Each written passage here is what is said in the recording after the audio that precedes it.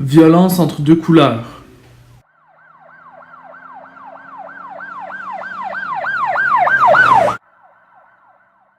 Rouge contre bleu, avec 35 000 membres du côté des bleus et 30 000 membres du côté des rouges, les Bloods et Crips font partie des gangs de rue les plus dangereuses du monde.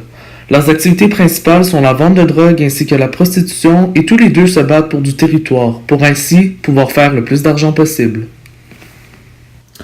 C'est vers les années 1970 que le groupe des Crips et des Bloods ont vu le jour.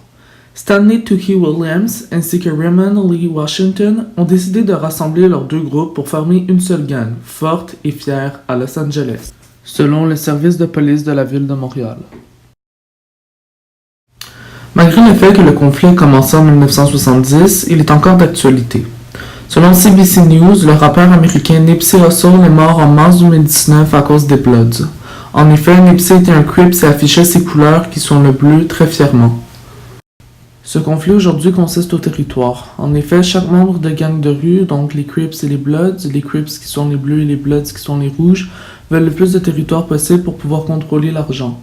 Étant donné que l'argent rentre en jeu, les territoires sont importants et les deux gangs se battent pour l'avoir, selon la page de la sécurité publique du Québec. D'après le Journal de Montréal, un tiers des crimes qui se passeraient à Montréal seraient liés au crime organisé, donc directement aux gangs de rue, les Bloods et les Crips, en 2018 et 2019. Avec ces chiffres et ces informations, nous pouvons voir que le sujet est toujours d'actualité. Reportage créé par Johan Stas du groupe 506, Collège de Montréal.